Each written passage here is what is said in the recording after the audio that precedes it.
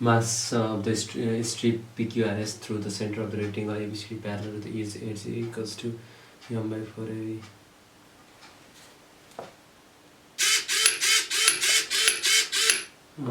Hence the mi of a rectangular lamina about OP equals to m by 2a, m by 2a, m by 2a, m by 2a, s cube by 3, s cube by 3 considered a strip PQRS of breadth.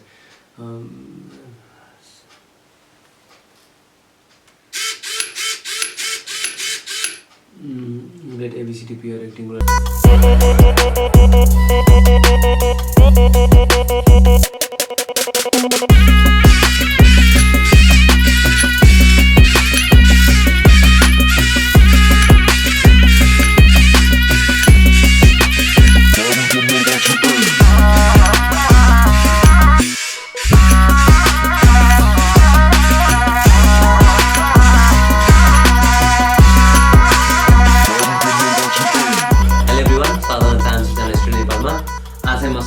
Sleep nap alarm जसको मद्दतले हामी पढ्दा पढ्दै बिचमा झुल्यौँ या हामी सुत्यौँ भने चाहिँ यसले एक्कासी उठाउने काम गर्छ र फेरि हामीलाई पढाइमा फोकस गराउने काम गर्छ।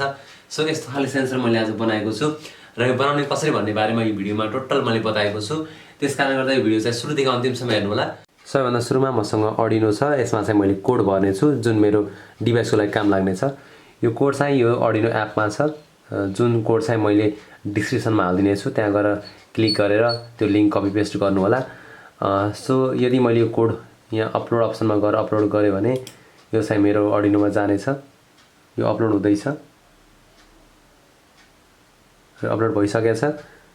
अब मेरो अर्डिनोमा चाहिँ त्यो कोडहरू आएर गइसकेको छ। अब मैले यो अर्डिनो चाहिँ मेरो डिभाइसमा युज गर्छु। अब मसँग छ अर्डिनो, मैले यो अर्डिनोलाई पेस्ट गर्छु यो बोर्डमा। अर्डिनो पनि पेस्ट भयो। अब मैले पेस्ट गर्छु यो बेल,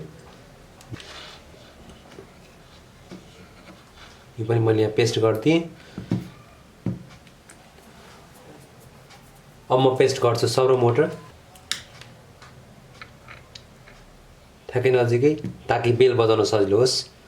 त्यस्तै तरिकाले अब मैले पेस्ट गर्छु ब्याट्री होल्डर। यहाँ चाहिँ मसँग छ ब्याट्री होल्डर, यसलाई मैले पेस्ट गरिदिइहाल्छु। ब्याट्री होल्डर पनि पेस्ट भयो। अब मैले पेस्ट गर्छु अल्ट्रासोनिक सेन्सर टपमा। ल, यसले हामीलाई हेर्दै बसेको छ, अहिले पढिसक्यो भने ख्याल गर्छ यो अल्ट्रासोनिक सेन्सरले, जसलाई मैले यसरी पेस्ट गरेको छु। अब सबै कुरा भइसकेपछि रह्यो मात्र कनेक्सनको काम वायरहरूको। सबैभन्दा सुरुमा मैले चाहिँ अल्ट्रासोनिक सेन्सरको कनेक्सन सकिहाल्छु। अल्ट्रासोनिक सेन्सरमा सबभन्दा सुरुमा छ VCC लेखेको छ। यो पहिलोवाला VCC लेखेको चाहिँ मैले 5 भोल्टमा लगाएर कनेक्ट गरेँ। 5 volt B in ground 5 volt. अब चाहिँ ट्रिक पिन 8 मा इको पिन 9 मा कनेक्ट गर्छु मैले। यो पनि कनेक्ट भइसक्यो। अब म जान्छु कनेक्ट गर्नको लागि ग्राउन्ड। ग्राउन्डको वायर यही छ, यहाँ पोर्ट छ, ग्राउन्ड पनि कनेक्ट भइसक्यो। अब म जान्छु सर्वो मोटरमा। सर्वो मोटरको लागि चाहिँ केही जम्पर वायरहरू चाहिन्छ। यो फर्स्ट वाला छ डिजिटल पिन, यो त 7 मा कनेक्ट हुन्छ, यसलाई मैले 7 मा कनेक्ट गरिहाल्छु। यो गयो पिन नम्बर 7 मा। त्यसपछि बिचको रेड चाहिँ 5 भोल्ट, यसलाई मैले 5 भोल्टमा लिएर गएँ।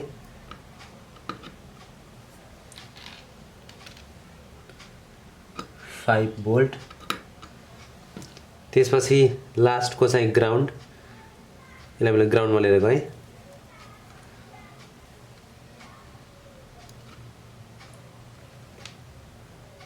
अब रह्यो यसमा ब्याट्रीको कनेक्सन।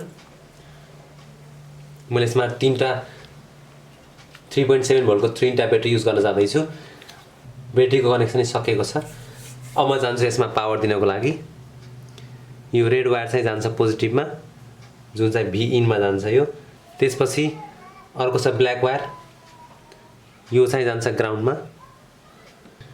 यसले स्मुथली वर्क गरेको छ, हामीले हेर्न सकिन्छ। म यहाँ नजिकै छु, त्यसकारणले गर्दा यो बजेको छैन। जब म यहाँ टाढा जान्छु या यसको नजरबाट म टाढा हुन्छु तब यो बज्न सुरु गर्छ।